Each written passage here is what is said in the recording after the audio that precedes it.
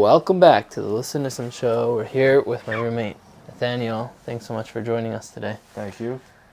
So we're going to hear a little bit about your journey and about your inspirational project. So start us about your background, where you come from. So my name is Nathaniel. I'm from Queens, New York, Fresh Meadows.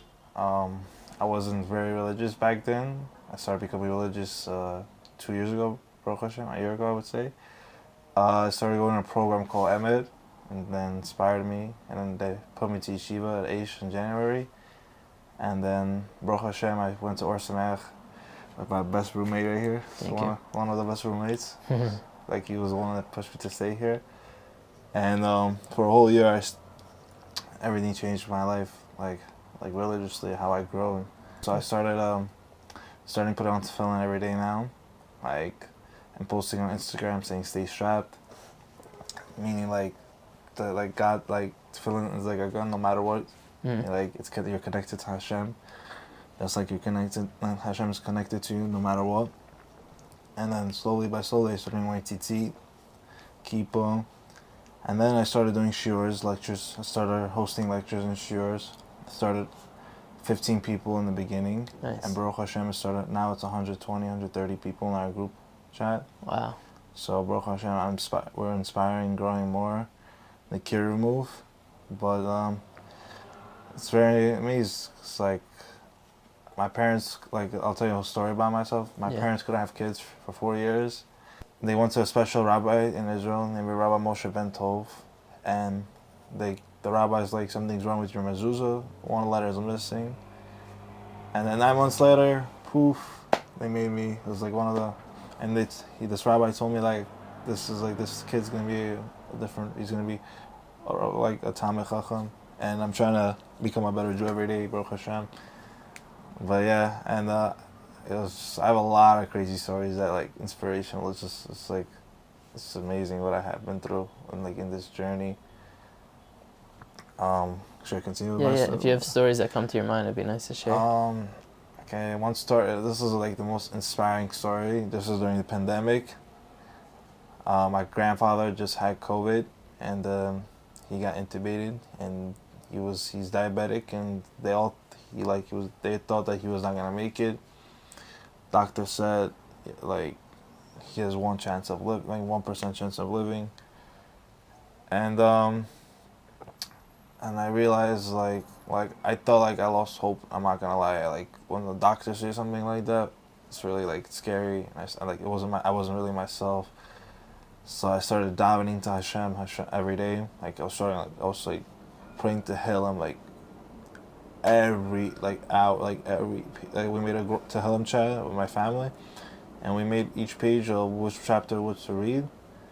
And Baruch Hashem, it was getting better, but then he woke up, and then he had pneumonia, and he went back. Then he had to get intubated again. And then the crazy thing is that this was during Passover. Think about it. And I had a dream on the 5th day of Passover. My grandfather comes to me in my dream. He tells me everything's gonna be okay. I'm gonna wake up on the 8th day.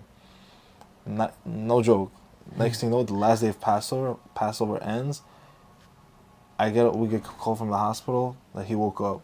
It was wow. That was mamish amazing, and it was very inspiring. Crazy how if you have faith in Hashem and bitachon, and you trust in Hashem no matter what, God will provide you the best way, and Hashem is your best friend. I'm just telling you right now. You might think that something's going wrong in your path. No, He's doing it for the better of you. He knows this is the right thing, and He loves you no matter what. He's your best friend.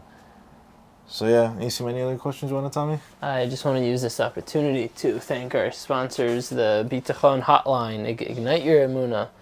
You could call the Bitachon Hotline for daily chizuk and becoming a bigger, better, and healthier person. Very similar to the beautiful words of encouragement we hear from our guest today. The phone number is in the U.S. 732-719-3898, or if you're in Israel, 079-704-0068. The Bitachon Hotline is delivered by Rav Zevi Golombek, and the Sodim, the secrets that you'll hear from there, may blow your mind. Tell us a little bit about the community that you grew up in. So the Bahari community is it's a very big impact of the. It's a very big community, I would say. Baruch Hashem, they came during the Soviet Union era, during the 90s when the collapse, and now now we are growing every day. We're like building synagogues in our shul. We're putting our kids to yeshiva, and it's Baruch Hashem. Like our community is growing. Like we're taking care of each other. Like if there's a God forbid, there are scenarios that like people did die from drugs. And now there are Baharins like from our community, and now the Baharins are getting involved even more, saying getting like a therapist for drugs, and like our community is well invested. I would say like we're very into our children, into our future. It's one of the best communities out there. Like we take care of each other. That's how it's supposed to be. But like it's a fascinating like community no matter what. Interesting. You want to tell us where we can find you online? We get motivated. My Instagram is at Nathan Abayev, Nathan_Abayev, let's just say. Yeah, that's basically it. But like Baharins, like we keep together. There's a lot of synagogues, Baruch Hashem. In the past 25 years, I've been growing. Like it's like we built at least where I live right now in Fresh Meadows. There's been like 12 or 13 synagogues in like one area, like in one block, like growing, Baruch Hashem. It's fascinating how our community is growing. Have you ever done what's it called, floating? That type of therapy, floating therapy, where you go into a little chamber and it's like salt water, I think, and it's quiet and dark and you're floating. Oh, it's okay. I know what you're talking about, but yeah, okay. I never done that, but there's like you read your thoughts about it, like this, yeah. Okay, yeah. I remember I once saw a scene from Lil Dicky's show Dave on FX. No, but I saw a show called Cobra Kai, and there was a scene of that happening. Okay, but yeah. Yeah, so I did it once in Philadelphia, but I didn't really have any out-of-body experience. A lot of athletes do it. So do you want to share with us some of your future plans or what your long-term plans might look like? So my long-term plans, so I'm still in college, going for physical therapy. It's my last year, and I'm getting to the program B'ezrat Hashem. And then my long-term goal, is to grow even more and become the best version of myself, Amen. That's like the main goal, because our purpose in our life is to become best version of ourselves, Mm-hmm. But like when I come back, my goal when I come back from New York is basically start learning Gemara. Like Elul's coming, and I want to do Sichot. It's my third time doing. If B'ezrat Hashem is my third time doing it in straight 40 days, it's the most inspirational thing. Mm-hmm. So yeah, like that's like my goal for now. Like start learning, manage time, and also get into a relationship. Amen. Yeah, like find the right one. Amen. B'ezrat Hashem too. Now, how do you feel when you go to the Kotel? What's your experiences like there? It feels like home. Like every day I walk by there. Like the first day I went to Yeshiva in Aish, Mm-hmm. the first thing I went was straight to the Kotel, and I was there for 3 hours talking to God, like just talking about everything what I need to have in life, And it was just very inspired. Like it was very inspired in my life a lot, because it's just holy. It's just very holy. Like I feel very home in there, and like that when Moshiach comes, the temple will come. It's gonna be like that's basically where it's gonna be at, and it's like I had my bar mitzvah at the Kotel.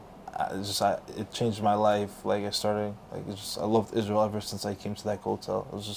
It's like my home.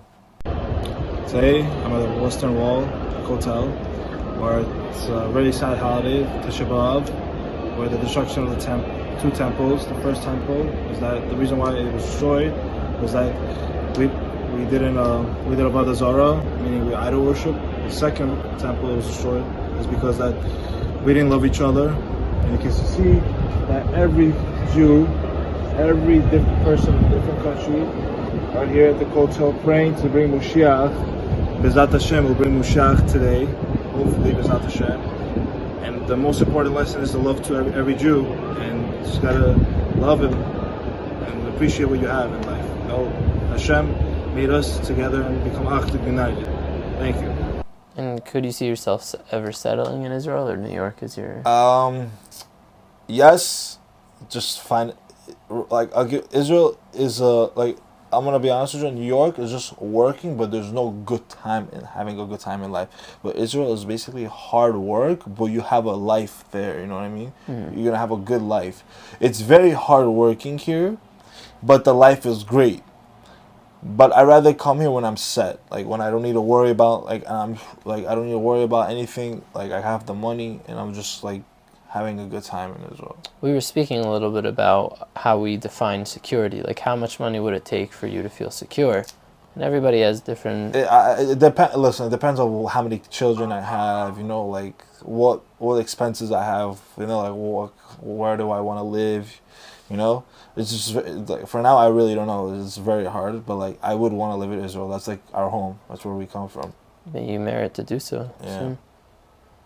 Okay. Thanks so much for joining our show and sharing a little bit about your experiences, and also sharing your Instagram handle. You're public on Instagram? Yeah, I'm public. Okay, so anybody can just check out the tefillin trend that's going on. Yeah, I'm probably gonna do an Instagram page of Stay Strapped Loki.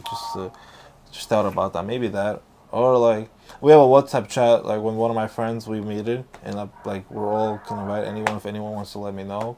My number, I'll just tell Nissim about my number. He'll put me in. Or you have an email that you can share? Or rather...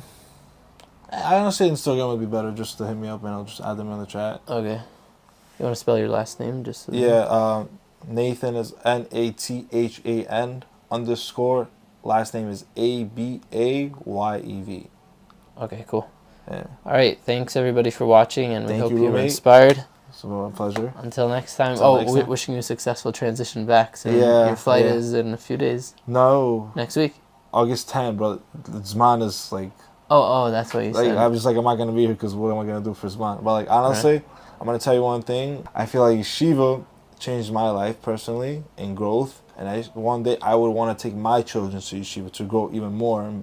And just change my life personally.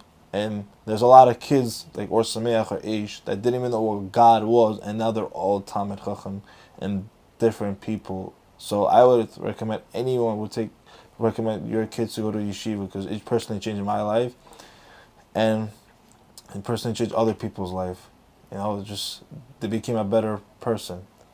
But Nissim, honestly, thank you so much. Yeah, I was just gonna say, like, I liked that you ended up really laughing at Rabbi Madeline's shiur. Like, you connected with his humor. Yeah, Rabbi Madeline's one of, like, honestly, I was not a fan of Or Sameach in the beginning, like even Nissim agreed, but I took a lot of adjustment, and really, Rabbi Madeline is one of the biggest inspiration rabbi out there. I'm not gonna lie, he is like mamish amazing. I'm not gonna lie, he's so humor. He's very caring, cares about every student, and like and also any rabbis that I've been to yeshiva with, they're all down to earth people. Like they really are down to care for you no matter what the situation is. And I really loved about that yeshiva life, you know, like Baruch Hashem, rabbis from Aish are contacting me since I was back from the States.